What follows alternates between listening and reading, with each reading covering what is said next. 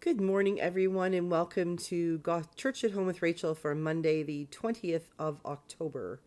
I am on my way home from the PA today, so please pray for good weather and good travels as we move forward into this week. I'm back in the office tomorrow for a few days anyway. I've got thinking recently because we have been taking our new puppy, Skunk, to training. Not really obedience training, but just sort of learning the basics of sit and stay and wait and to know her name and things like that. And it occurred to me that the frustrations of teaching a puppy are somewhat like the frustrations of teaching ourselves. It's all about discipline. Skunk is a smart puppy. She's laying on the couch ahead in front of me, and she just looked up when I said her name, so that's good. Because one of the things that the trainers have been teaching us is that puppies don't automatically know their names. We talk a lot around puppies and babies, and they hear lots and lots of words, and it takes a long time for them to get to the point where their brain is developed enough to recognize what certain words mean, what are they cues for. And we've been calling her Skunk from the moment we got her, because that was her name. But we also call her baby girl and sassy long legs and a few other things, and puppy dog and good girl and all these things.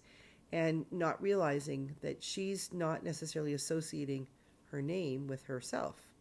And so one of the things we are being trained to do with the dog is to say her name over and over, and when she looks, to say good girl, so that she associates, I heard a word, I looked, they said good girl, so that she starts beginning to make that pathway in her brain that when we say Skunk, she says, that's me, and looks at us or responds.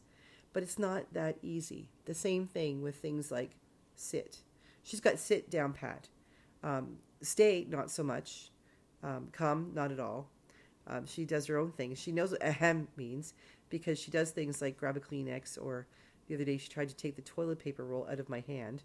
Not cool. Or she'll grab a sock and try to quietly sneak away with it. She's beginning to know right from wrong, and she kind of gives a side eye as she's about to do something she knows she's not supposed to do. And if I say ahem, she stops because she knows she's not supposed to do that. Or if she gets mouthy or something and Rob says, do you want to go in your cage? She lays down and puts her head down between her paws. She's learning. But it's taking discipline and not sort of like a scattergun. Like you can't take scattershot and out of a gun and expect her to learn. It's got to be specific and direct and continuous and consistent. We need to teach her name is Skunk by saying Skunk, and then when she recognizes us or she comes, to say good girl. So she starts to associate her name with good feelings until she starts to realize Skunk is her name. That's how we call her. And really, isn't it the same thing with children? When we have babies, they learn their name. They don't know it right away. They don't even know what things mean until eventually the brain processes start. We're all like that. That's why they say you have to do something 7 times to create a habit. In my case, I think it's 700 times because I can have the best intentions and I can do it 18 times and somehow it's still not a habit. So I'm still working on things like that. But this idea that we have to be disciplined, like teaching a puppy how to sit or stay or come, to wait to eat their food, or to let us know when they have to go outside. We have to do the same thing with ourselves. And I think sometimes we get really frustrated with ourselves. Less often than other times with the dog. Sometimes it gets frustrating. But more times we are patient with her because we know she just doesn't understand yet. And then we get excited when she seems to, and then we expect her to every time. And then we have to step back and say, wait a minute. No, not yet. It can be frustrating. Of course it can. Training anyone is frustrating because we want it to happen right away. But with a child or a puppy, or I don't know if you can train cats or not, but for those of you who have cats, you can let me know. When you're trying to train someone or an animal, it takes time. It takes patience. And yet, when it comes to our own discipline, our own teaching ourselves new habits, are we patient? Are we kind? Do we take our time? I don't know about you, but often I find I don't take enough time. I think to myself, okay, I'm going to I'm going to get up every morning and I'm going to publish Church at Home and I'm going to pray. And then, I do that for a week. It's great. I've been doing this for years. And then there will be some days when I get to bed so late, or I sleep really poorly, or I have to be up really, really early. And it's like, well, this one day I'm not going to. And sometimes that's legit. Sometimes, when you have to be on the road at 6 a.m., you pray while you're driving. You don't necessarily sit with your prayer book. You get up at 4:30 in the morning. But the hard part can be then when you're done driving at 6 a.m., the next day, the day after that, do you get back up? When you're dead tired and you're laying in bed and think, I'm just going to hit snooze one more time.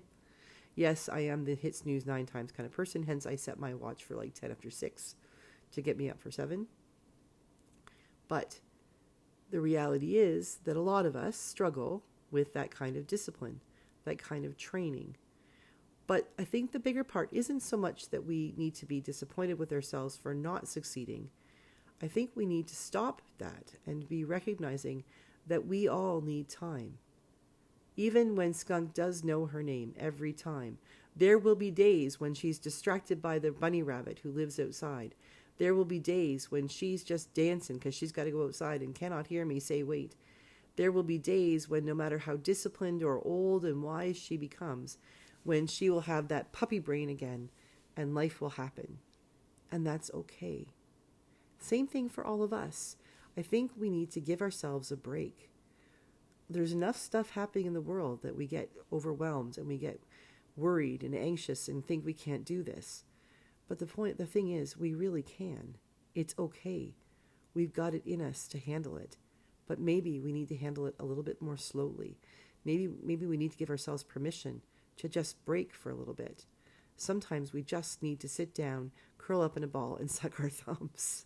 Sometimes we just need to lick our wounds. Sometimes we just need to say, I can't.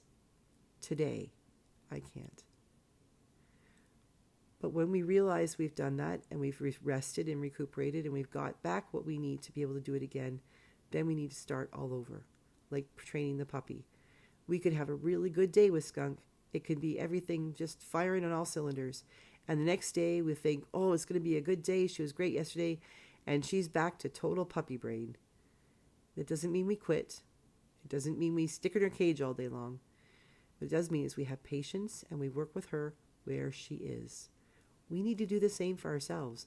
If you're having a bad day, if you're having one of those days where you think, I just can't, then don't. Do the things that must get done.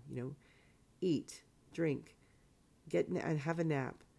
Do the work that needs to get done if other people are relying on you.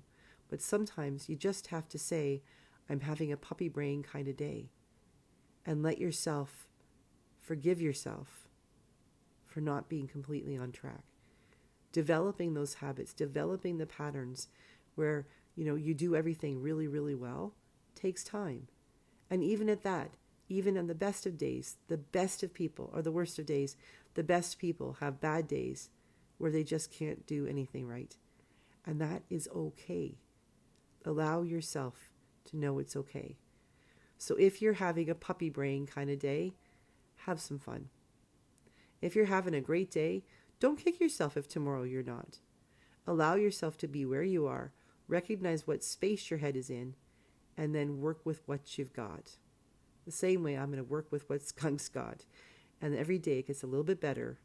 And there will be some days that I'll have to come back and watch this video to remind me that there will be days that get better. So take care of your own puppy brain today. Have a good one, and I will see you again tomorrow for Church at Home with Rachel.